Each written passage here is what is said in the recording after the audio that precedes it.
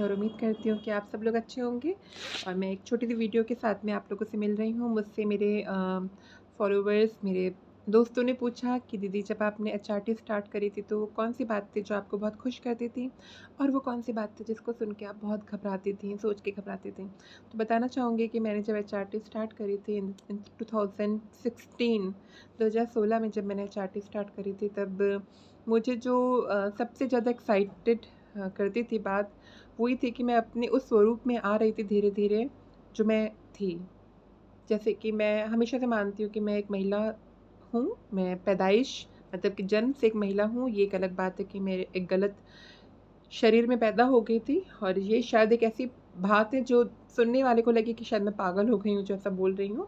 लेकिन आज जब मैं एक महिला के समान रहती हूँ, एक और बहुत सारी महिलाएँ तो ये कहती हैं कि हमें सीखना चाहिए संजना से किस तरह रहना चाहिए। बहुत सारे पिता अपनी बेटियों को ये बात बोलते हैं कि सीखो संजना से, कैसे कपड़े पहनती है, सीखो संजना से किस तरीके से अपने आप को सँभाल के रखती है, अपनी केयर करती है, अपने अस्तित्व की केयर करती है। मैं किसी आदमी के लिए अवेलेबल नहीं हूँ, उसके एंटरटेनमेंट के लिए नहीं हूँ, मैं अपने देह के प्रदर्शन के लिए नहीं हूँ, किसी भी गलत काम के लिए, किसी समझौते के लिए तैयार नहीं हूँ, क्योंकि मैंने अपने अस्तित्व को बहुत दर्द और बहुत तकलीफ़ के साथ पाया है। मेरा स्त्री होना मेरा स्वाभिमान की बात है, मेरे अस्तित्व की बात है। तो बहुत सारे लोग इस तरीके से बोलते हैं कि भई सीखो, देखो कितनी भली लड़की है, कितने अच्छे से रहती है, उससे सीखना चाहिए। तो जब मैं एचआरटी के दौरान में थी, तो जब मेरा ये स्वरूप बन रहा था, जब मैं एक जैसी मैं थी, मैं वैसी बन रही थी, उस तरीके से ढल रही थी। तो मुझे ये बात बहुत एक्साइटेड करती थी कि मैं जो हूँ, मैं वो बन के ही सामने आ रही हूँ। मैं सत्य की तरफ बढ़ रही हूँ एक्चुअल में। मैं एक ऑथेंटिक अपनी फ़ॉर्म की तरफ जा रही हूँ। वो डुप्लीकेसी, वो हिपोक्रेसी, वो एक जो मुखौटा लगा के घूमने की प्रथा थी, वो अब ख़त्म हो रही है, और मैं वो बन रही हूँ जो सच में मैं थी।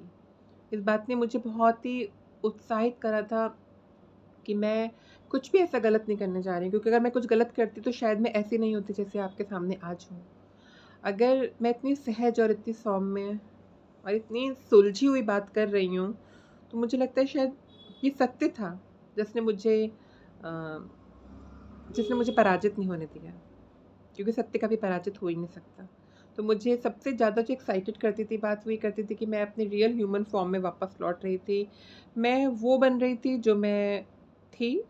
मेरी जो एक एक जर्नी रही है, मैं उसकी तरफ काम कर रही थी। तो ये बात मुझे बहुत एक्साइट करती थी उस समय, और मैं देखना चाहती थी कि संजना कैसी लगती है? संजना जब सच में संजना बन जाएगी, तो वो कैसी दिखेगी?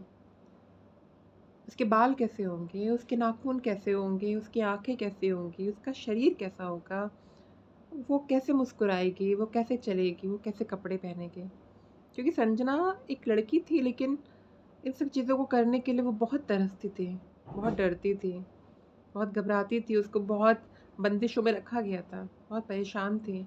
वो डरी सहमी छोटी बच्ची को जब अपने अस्तित्व को जीने का मौका मिला, तो मैं बहुत एक्साइटेड थी देखने के लिए कि संजना कैसी लगेगी। और ये बात मुझे बहुत खुश करती थी चार्टी के दौरान। मेरा अपना स्वरूप, मेरा सजता-संवरता, बनता अस्तित्व मुझे बहुत प्रेरित करता था कि मैं चार्टी को कंप्लीट करूँ। और जो बात मुझे बहुत डराती थी, वो ये थी कि मेरे को अपना परिवार, कहीं मुझे अपना परिवार ना छोड़ना पड़ जाए, क्योंकि मेरी मम्मा बहुत इमोशनल लेडी हैं, मेरे भाई बहुत रिलीजियस माइंडसेट के लोग हैं। तो मुझे ये डर था कि कहीं ऐसा ना हो कि मेरे भाई, मेरी मम्मा मुझे घर से निकाल दें, और मुझे भी उस दर्दनाक भयावह परिस्थिति से होके गुज़रना पड़े, जो कि बहुत डरावनी होती है। तो ये बात मुझे सच में बहुत डराती थी, मैं बहुत डरती थी इस बात को सोच के।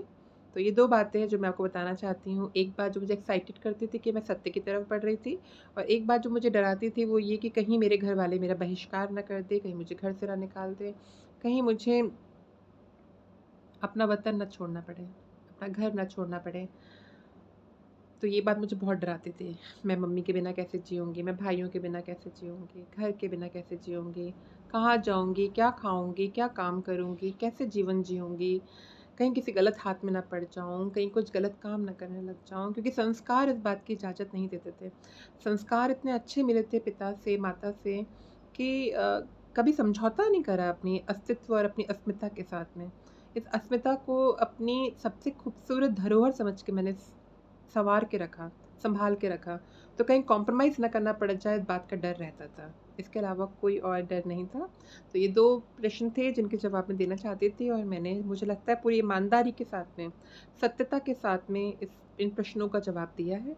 आपको कैसा लगा मुझे बताइएगा।